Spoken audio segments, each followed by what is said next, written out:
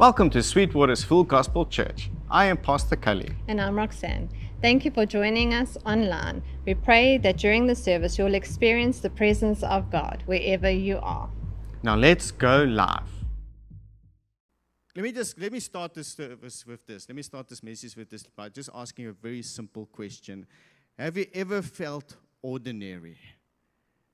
Have you ever just felt that you are just ordinary? Maybe you thought, I don't have the education, I don't have the background, I don't have the platform, I don't have the resources, I don't have the charisma, I don't have the title. Maybe you looked maybe we're talking about again the comparative spirit, and maybe you've looked at others and thought, yeah, you know what, I think God can use them. But for me, I don't really think so, because I'm just plain old ordinary me. Now, if that thought, that idea has ever crossed your mind, can I just say, you're in the right place this morning, because I've got some good news for you. Because God specializes in taking what is ordinary and turning it into something extraordinary.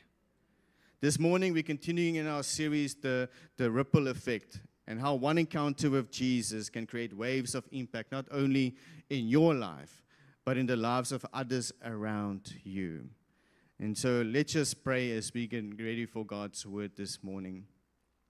Heavenly Father and Almighty God and King, we come before you, Lord, and we just pray, Lord, that we pray for the ripples that are being created by the impact that you are making in our lives, Lord God, and that overflow, that transformation, Lord God, that impact that is created in our lives, Lord God, will cause ripple effects for not just this generation, for generations to come, Lord.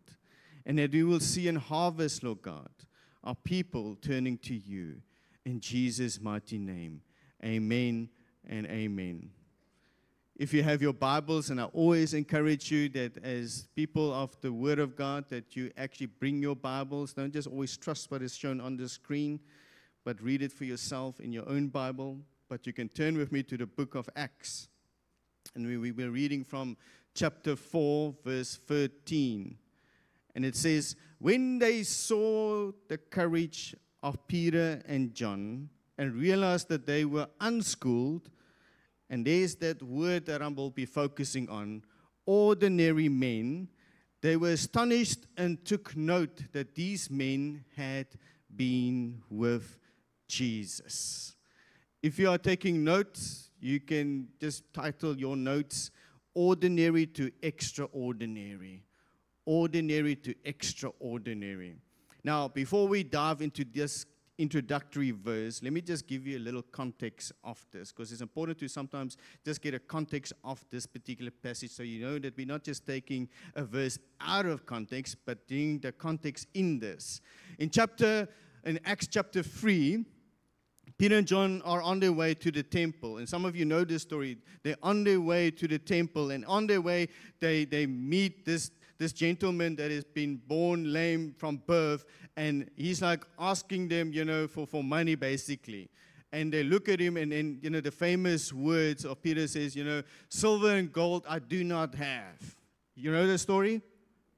And then, he says, but in the power of the name of Jesus, stand up. Or in our theme for our year, rise.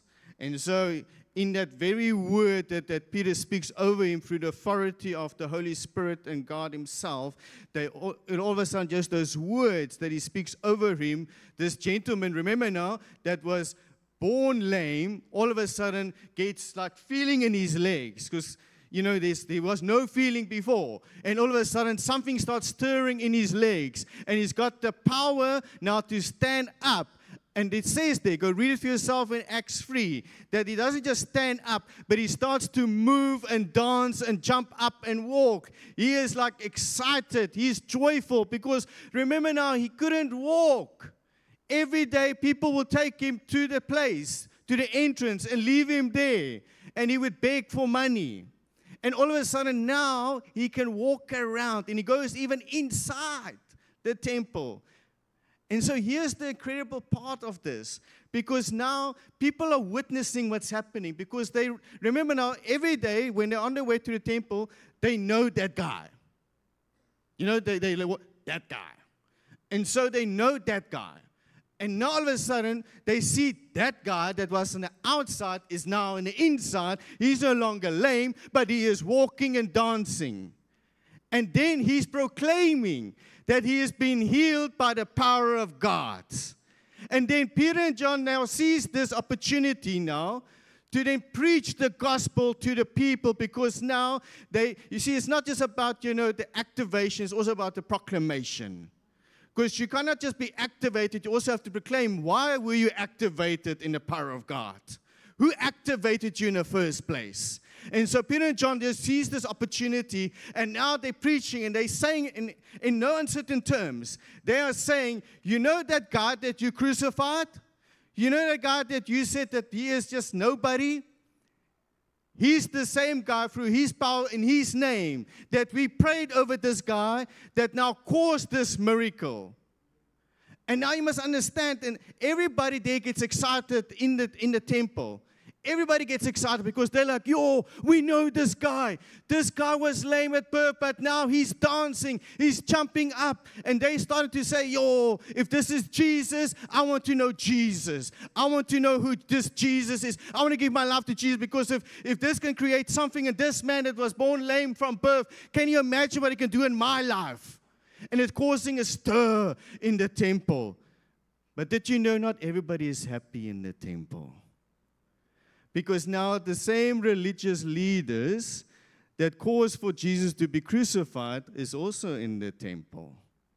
And they're hearing, there's a rumor that's going around about that this Jesus that's supposed to be dead, this story was supposed to end. We should not be hearing about the name of Jesus anymore. We crucified this guy, put him in a tomb, and shut the door. We shouldn't hear anything anymore. Now they're hearing in the temple that this Jesus is alive and he's raising people up and healing is still taking place. And so they're upset. And so they call Peter and John in, and they're like, hold on, boys. We can't have this. You guys are causing a disruption here, because people should not be talking about Jesus. That should be a story that should be ending, not now a beginning of a revelation now that's happening. And so they are not happy. They are absolutely not happy.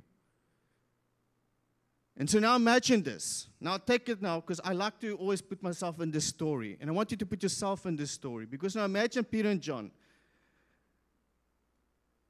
They're two untrained fishermen standing in front of the most educated, elite religious authority in the nation. But instead of shrinking back, instead of now saying, whoa, these guys are educated, they know the law, they know everything about, the Torah, they know everything about this. So we are uneducated, we cannot do this. They speak with boldness, clarity, and conviction. And so now, after giving you that context, that's where we now step into Acts 4, verse 13, where the moment that they get shocked, this council, the Sanhedrin, they actually get shocked, because when they saw the courage of Peter and John and realized that they've been unschooled, ordinary men, the word says that they were astonished and took note that these men had been with Jesus. See, it's that verse right there that's our focus today. Because it reminds us that you don't have to be extraordinary for God to use you. You just have to be with Jesus. You just have to be with Jesus. Peter and John were fishermen. They weren't trained in the law. They don't have any elite status, no degrees, no special credentials, just mere ordinary men. Now, we're talking about the ripple effect. So imagine a stone dropped in a pond. It's small, seemingly insignificant. But what happens? Ripples, reaching far beyond where the stone first dropped. Have you ever seen ripples? You drop it in this place, and the ripples just carry on and carry on and carry on. And it reaching far beyond of where the stone was first dropped in. And that's what God does. Let me just say this. That's what God does with your life. Your yes, your faith, your obedience, small acts becomes ripples in the kingdom of God. And so here they are, Peter and John, ordinary men standing in front of the most powerful religious leaders in Jerusalem, speaking boldly about Jesus. And what did these leaders say? And I'm paraphrasing here. These are just ordinary men. This should not be happening. This shouldn't be happening because in essence, they're looking at the situation. They're looking at Peter and John, and they're like, this shouldn't be happening. Why are they talking with such courage and such boldness? These are ordinary men. We studied for 12 years where we are right now. We have status. We are the Sanhedrin. And yet these guys are getting a following. This shouldn't be happening. How many of you know that people have maybe spoken over your life when you had breakthrough in your life, and they look at you and they're like, but that shouldn't be happening to those people. They're just ordinary. Why are they getting the things that they're getting? Why are they moving in the way that they are moving? Why are they getting those situations, those breakthroughs? Because they shouldn't be getting those things. They are just ordinary. But how many of you know God doesn't require your resume. He requires your surrender. He doesn't require, basically, in simple terms, in ordinary terms, He doesn't require your CV. He requires your surrender. Because oftentimes we want to put up in our spiritual CV how many things we've done, how many prayer meetings we've been at, how many amens and hallelujahs I do, how many times I've read the Bible from back to front or front to back. I've even read the Hebrew Bible, so surely I've got elite status. I've got platinum status. And so we build up our spiritual CV, but you know this. God doesn't require your CV. All He requires of you is your surrender. Because the moment you surrender, I know, it took me 3 years of theology study to know this. Surrender means that you're giving everything back to God. Because that slogan, Jesus take the wheel, we always say that. But then we almost want to take the wheel back. But ultimately, surrender means I'm giving it everything to Jesus and say, Lord, you take the wheel. You deal with the situation. I'm taking you into the situation knowing that you will take me out of this situation. 1 Corinthians 1:27 says, but God chose the foolish things of the world to shame the wise, but chose the weak things of the world to shame the strong. See, that's how the kingdom operates. He takes the things that is wise and make it look foolish. And He takes the things that are weak and make it strong. So guess what? If you feel that you don't have credentials, you don't have, those little words in front to say, PhD and all of that stuff, that's fine. Because God works in the ordinary to make it extraordinary. If you feel weak, you can't speak, in front of people. You feel you cannot, praying out loud. You feel like you see all these people and they almost pray like the New King James Version. And you're like, I can't pray like that. That's fine. Because God will still use your ordinary and change it into extraordinary. Can I tell you, we serve the same God that can take 2 fish and 5 loaves and turn it into multiplication. So how much more can He do in your life? How much more can He do with your voice? How much more can He do with your gift? How much more can He do with your obedience? Woo! How much more can He do with your surrender? Because that's ultimately, like I said, what God requires of you. And I love this because, the Word of God, it doesn't shy away of giving us examples of people that might have even themselves thought that they don't belong, that they are weaklings. I mean, you don't have to go far. You go to Judges 6:15, and you know the story of Gideon. You know, and I love how Gideon tries to explain, almost as if God is unaware of who he is. Like almost like God just, tripped and stumbled upon Gideon and said, oh, I wasn't supposed to be here, but since I'm here, I need you to help the people out. And it's almost as if Gideon is like, let me just help you out, God, quickly, because I think your garment is not working so well. You made a mistake, because he says, pardon me, my Lord. And this is Gideon. Judges 6:15, pardon me, my Lord. So he still got, some etiquette. Because he's like, pardon me, my Lord. But how can I save Israel? My clan is the weakest. Like he's giving like almost got the impression like you have no idea who you're talking to right now. Like, we are the weakest. In case you're thinking that I'm the strongest, we are the weakest. And then he starts to add in there, just in case God missed the first part, the fact that they are the weakest clan, he adds a little part in there, a little bit more detail in there. And he's like, out of the weakest clan, just in case you're wondering, Lord, out of the weakest clan, I am the least in my family. Like, talk about negative talk 101. Like, he didn't see himself as worthy. He didn't see himself as being somebody that can be used by God. And so he's almost talking to God in the sense of saying, but God, I don't think you got the right person here. And so I want to speak to people this morning, to somebody here. Because ultimately, it speaks about Peter and John, about something that caused them to be where they are. And caused them to be what they are doing at that moment and that time. And so you can write this down. Being with Jesus changes everything. Being with Jesus changes everything. Acts 4:13 says, they were astonished and took note that these men had been with Jesus. See, what made Peter and John different wasn't their background. Let me just say, it wasn't their background. Everybody knew there that they were ordinary, because even the Sanhedrin knew these were ordinary men.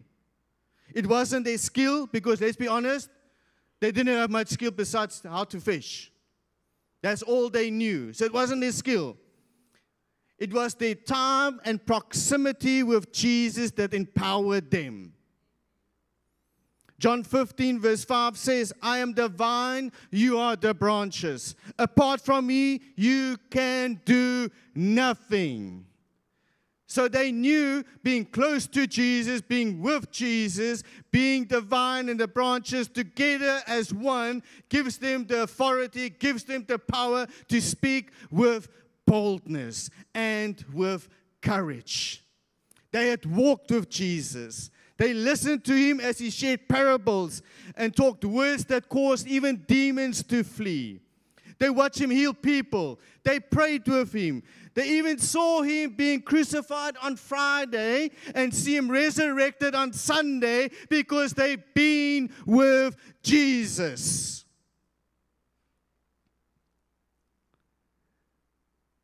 Can I share something to somebody here this morning? Courage becomes your language when the presence of Jesus becomes your lifestyle. Courage becomes your language when the presence of Jesus becomes your lifestyle. See, you will get courage the longer you are being in the proximity of Jesus. You might feel weak. You might feel that you are just ordinary. But the moment you get close to Jesus, see how he changes everything in your life. You might say, I don't know if I can do this. Can I just say, be with Jesus.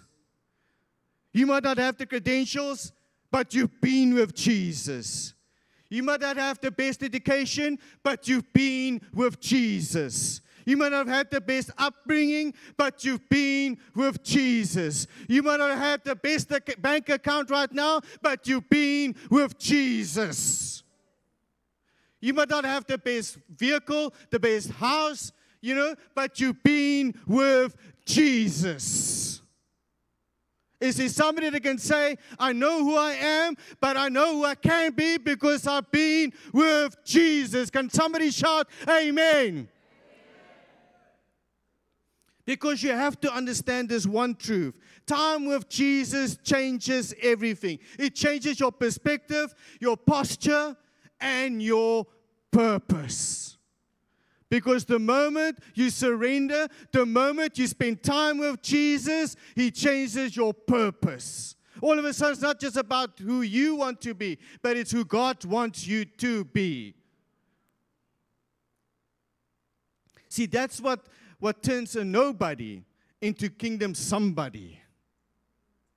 Are you with me? See, Jesus is in this business of taking nobodies and turning them into kingdom somebodies. I shared with you about Gideon, because we know the end story. Spoiler alert, just in case you're wondering. Spoiler alert. Gideon goes and he eventually carries up the courage. And then God says to him, now you have to become the recruitment agency in biblical times. And so Gideon thinks he is the best recruiter ever because he gets like 3,000 men. And he's like, woo, come on, I've got men that can face this army now. And so God is like, no, I want to prove a point here. I want you to reduce that number. And he reduced it to 300.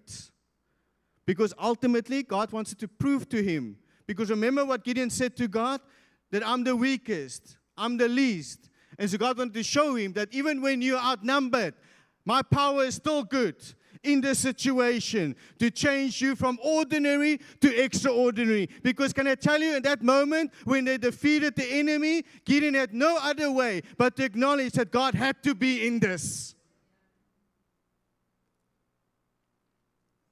But there's another character in the Bible. If this person has ever, can testify to the fact of feeling like a nobody, it was Moses.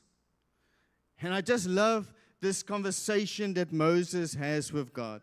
Because I'll share with you just now where we're going with this. Because in that moment where Moses is, being, almost spoken to from God into his life, Moses, in a sense, is saying to God again, not just Gideon, but even Moses, I think you got the wrong person here, God. And so Moses, in response to where God wants to use him to lead the nation of Israel out of captivity, out of bondage, out of slavery, Moses is like, I don't know if I can do this. And so his response to God is, in essence, and this is where we're going, in Exodus 33:15, if your presence does not go with us, do not send us from here. How will anyone know that you are pleased with me and with your people unless you go with us? And I love that last part. And this is where I want to focus. What else will distinguish me and your people from all the other people on the face of the earth? In essence, what will be the difference maker? When people look at my ordinary life, how will they know that I'm extraordinary? How will they know that I'm different in the world? When I face the situation in front of me, how will the world perceive and see that I am different? And it comes back to the presence of God. See, the world may not understand your faith, but they can't deny your fruit. Can I speak to somebody here this morning? The world may not understand your faith, but they can't deny your fruit. Because when Moses stepped out and faced Pharaoh, Pharaoh couldn't deny the fruit of what Moses has. Nobody could deny that God is with Moses, that God is dealing with Moses in an extraordinary way. And this statement is not just, let me just say this, it's not just about Moses and Israel. It's not just about Peter and John in front of the Sanhedrin, but you and me that might look at ourselves and say, I don't know if I will ever make a difference. Which brings me to my next point. Boldness is a sign of transformation. Boldness is a sign of transformation. We go back to our introductory passage, which is Acts 4:13. It says, when they saw the courage of Peter and John. That means they saw something in Peter and John. They saw the courage of Peter and John to stand up and speak with boldness. You must understand that just weeks before this, Peter denied Jesus 3 times. He was scared of a servant girl. Remember the story? The servant girl is saying, but aren't you the guy that was with Jesus? And he's denying because he's scared. And 3 times he denies that he knows Jesus, that he's in the same proximity as Jesus. Are you catching my drift? Because now he's denying the presence, he's denying the proximity. But the moment he understands that proximity matters, that as long as I'm close to Jesus and I acknowledge that I surrender, that I am part of who Jesus has made me to be, all of a sudden it changes you. It changes your purpose. And all of a sudden there's a transformation that takes place. He is facing the same people. Let me just say this. Peter is facing the same people that killed Jesus. So no longer is he scared and fearful of his life. He speaks now with boldness and courage to say, whatever happens, I will still speak the truth. And so you ask yourself, what happened? What was this transition? Let me just say what happened. The Holy Spirit happened. The fire of God's presence doesn't just warm you, it transforms you. Because many of you, you want a warm and fuzzy God. You know, especially when you're in Joburg winter. You know, I want a warm and fuzzy God to just keep me warm. But can I just say this? We just sang that song, Holy. You know, we cannot just say that we want a warm and fuzzy God. We want a holy God that can transform my life and change my life forever. Let me explain by going Old Testament. Exodus 3 verse 2 and 5 says this. There the angel, and we're talking again, we're coming back to the story of Moses. And so the angel of the Lord appeared to him in flames of fire from within the bush. Moses saw that the bush was on fire and did not burn up. So Moses thought, I will go over and see the strange sight, why the bush does not burn up. And when the Lord saw that he had gone over to look, he called to him from within the bush, Moses, Moses. And Moses said, here I am. And verse 5 ends by saying, do not come any closer, God said. Take off your sandals, for the place where you are standing is holy ground. See, the fire doesn't consume the bush. It consumes Moses' old identity. He goes from a shepherd to a deliverer. The fire, in essence, sets his calling into motion. The fire of the bush is what God uses, not just, and I can't, we'll have to go a little bit back and go do a deep research and a deep dive into understanding the season that was when Moses was shepherding. But I'm assuming, and I'm just taking a big assumption here, that it might have been during winter time, where he goes up and he sees this fire, and he might have thought, let me just go see this and maybe get warm by the fire. But all of a sudden, it's not the warm and fuzzy fire that he's experiencing. He's now having an encounter with the Most High, the very Creator that created him. And now he's not just there to warm Moses up. He's here to burn his old identity and now move him into a new destiny, a new purpose. And so God uses even nature to change our perspective. So again, I say, don't look just for the warm and fuzzy God. Be transformed and renewed by the fire of God to make an impact in your world. See, Moses wanted to be informed, but he left transformed. Let me just say this, because he wanted to investigate, what is this fire? What is this fire that doesn't want to go out? So he wanted to be informed. He wanted information, so he goes closer to get information. But he leaves that place, that same place where he wanted information. But he doesn't just get information, he gets transformation. Some of you might just want information about your life. Some of you just want to know, does God love me? What is my plan? What is my destiny with God? But can I tell you, you might go into relationship with God for just information. But let me say, when you go into the presence of God, He will never leave you to be just your same anymore. You will be transformed. You will be changed into the power of God. And so the next thing I want to just highlight to you guys is that your life can create a ripple effect. Your life can create a ripple effect. The band can start making their way to the stage. Your life can create a ripple effect. Peter and John were just two ordinary men. But from that moment on, when they went into that council with the Sanhedrin, where they were questioned, from that moment on, ripples began. What the Sanhedrin thought that they were trying to stop actually created more ripples. Because go read for yourself. I love it, and I love at the mentality of the Sanhedrin that time. Because go read for yourself. They tell Peter and John, they're like, so we see that there's a commotion, and you're telling people about, Jesus and the authority of Jesus. So we can't really do anything. We can't, imprison you really and, do, hectic things, because we can't deny. That's what they say. We can't deny that this actually happened. The miracle is there. Everybody knows this. So we can't deny that it happened. But just do us one favor. And that's literally what they're asking, Peter and John. Just do us one favor. We'll release you. But please, don't talk about Jesus. Can you just do us that favor? Just don't mention Jesus at all. I can only imagine. Like I said, I've tried to put myself in that story.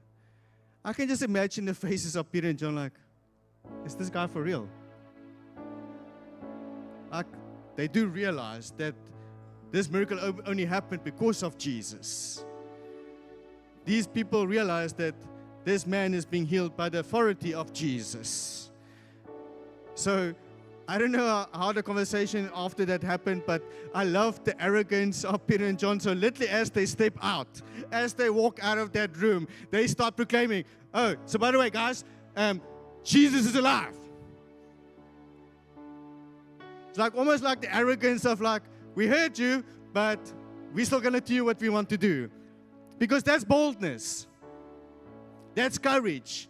That the same people that crucified Jesus, the same people that says this needs to end, they look at them right now and say, I've got the boldness and the courage that is inspired, empowered by the authority of Jesus Christ. And guess what? I'm stepping out of this room and I will still proclaim Jesus. And I want to encourage you this morning. You might feel ordinary. You might be sitting here and I'm speaking to teenagers, I'm speaking to college students, I'm speaking to gogos, I'm speaking to people that feel inferior and feel like nothing in society. Can I speak to you this morning? Because you might be you might not be in front of this Sanhedrin, but you might be sitting in a workspace. You might be sitting in a school. You might be sitting in a community where they say to you, I don't know, if you need to just speak about Jesus because you're causing a ripple effect here. We need to step out. Trust God that He will transform you and change you to have the boldness and the courage to speak. You might say, but I can't speak like you, Pastor. God is not looking for another Pastor Cully. Can I tell you, He's got enough of me. He's not looking for another Pastor Cully. He made me uniquely to who I am today. He's looking for you to step into the destiny and the plans that He got for you. Be like David. That when King Saul wanted to put his armor on David, David says, I can't walk with this because this makes me feel uncomfortable. Don't try and take other people's coattails. Don't say, but I want to be like that. I want to be like that. No, be who God has called you to be. Remember what I said in the beginning? Just surrender.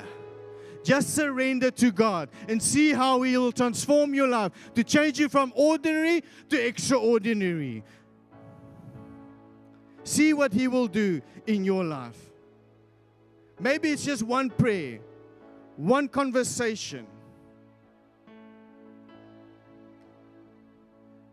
See, Peter and John, they were just ordinary men that God used for the greater good.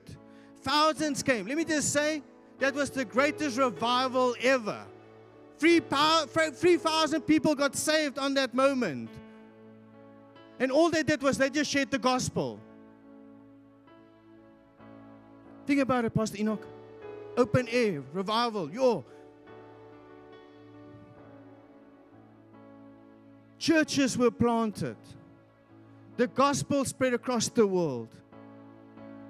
And here we are, 2,000 plus years later, still feeling the impact of those ripples that Peter created.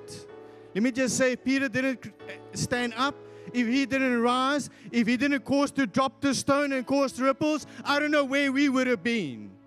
There might have not been a Sweetwaters church. But he dropped the stone and caused the ripples to go further than where the original point was.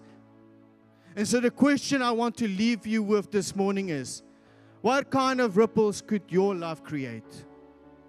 What kind of ripples can your life create? Like I said, maybe it's just like Peter and John, one prayer away. Remember, they walked past this man and they literally just said one prayer. One prayer. And it activated something profound. It caused a ripple. And you might be just one prayer away from a ripple effect that will cause a stir in your community, that will cause a stir in this church. Maybe you're one conversation away, one act of kindness away, one bold step of obedience away. Let me just say this. Don't underestimate your yes to God. Church, let me just say this. I want to say this morning. God is not looking for superstars. He's looking for surrendered hearts. Peter and John were just fishermen. But remember, they'd been with Jesus. And that's what changes everything. If you're feeling ordinary today, you're exactly who God wants you to use. Let your life be the stone in the water. Let the presence of Jesus in you cause ripples that change your family, your community, and your world. If you've been living under the lie that you're not enough, that you're too ordinary, too broken, and can I speak to somebody maybe in the back there, too late? I want to invite you today to say yes to Jesus. Because when you've been with Jesus, let me just say this. Oh, sure. I need to just say this. When you are with Jesus, your story is never small. When you are with Jesus, your story is never insignificant. Your life will be transformed through the power of Jesus. You were created. You were made not just for ripples, but you were made for waves. Can I just quickly come here? Yeah, you. I don't know why God is showing me. I just want to come forward. Stephen, just come here back. Just stand here for me. Pray for you. I don't know why God is showing me you. But I believe that God is speaking into your life right now. To speak that many times you might have looked at your life as being just insignificant. Maybe people have even spoken over your life. And I want to say that those dead dreams, dead hopes are coming alive. You're not ordinary. You're extraordinary. See, when you surrender your life to Jesus, He moves you into incredible spaces and places, far beyond what you can even understand. What's your name? Amashli. Sure. God sees you. God sees you. You might have felt forgotten, but He sees you. He sees every tear. sees every pain, every regret, every sorrow, everything that you've gone through is not in vain. He will repurpose that. He will change your life forever.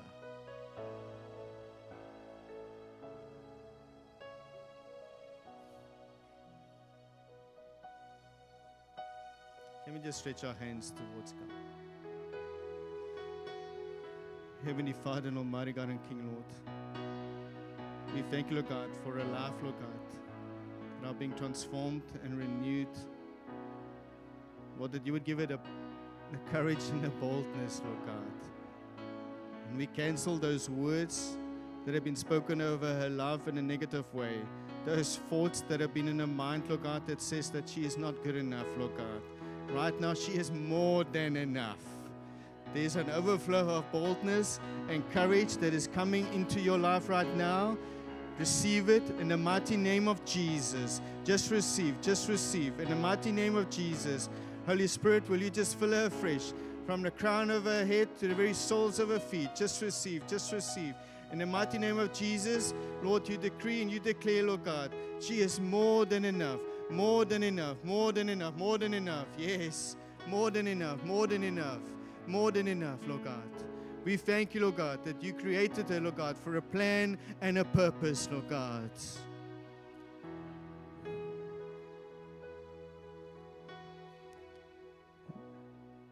And so, this morning, just like Amartle, can you just accept and surrender your life to Jesus, to change your ordinary into extraordinary? Can I ask you to stand this morning?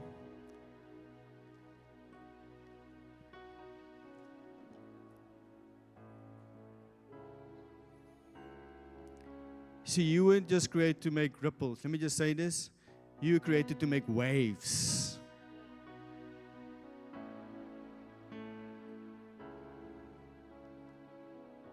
So this morning, if you also in this place of just feeling, Lord, I want to be used by you. I'm tired of just living this ordinary lifestyle, this, feeling like I'm just feeling almost passed by, that nobody sees me. And it might be even in your mind, in a mindset that God doesn't even see you. I'm not asking you to put your hand up. I'm not even asking you to come to the front. I'm just asking you right now where you are, just to say yes to Jesus, to be used by Him. Just surrender right now where you are right now. Just surrender to Him. Just allow Him to minister into your heart, into your mind, into your soul. Surrender to Him right now and see how He will take your ordinary and change it into something extraordinary. Heavenly Father, Almighty God and King, we come before you, Lord God. And we give you all glory and honor, Lord God. And Lord, we pray, Lord God, for each and every heart that is surrendered to you, Lord God. For every thought that has been held captive, Lord God, by the enemy, in the sense to be seen that we are just ordinary men and women, Lord God.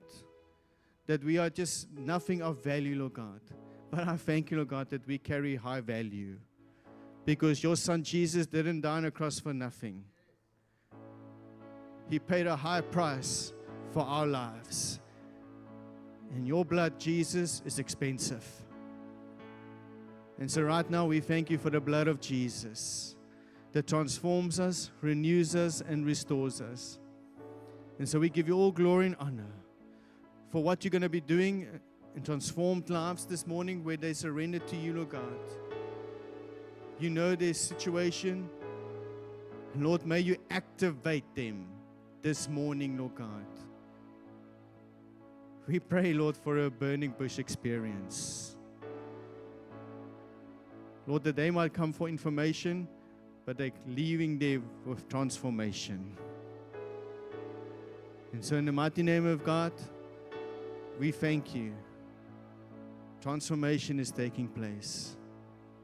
In Jesus' mighty and powerful name. Amen and amen. Just received the benediction this morning. Now to Him who is able to do immeasurably more than all we ask or imagine, according to His power that is at work within us, To him be glory in the church and in Christ Jesus throughout all generations, forever and ever. Amen and amen.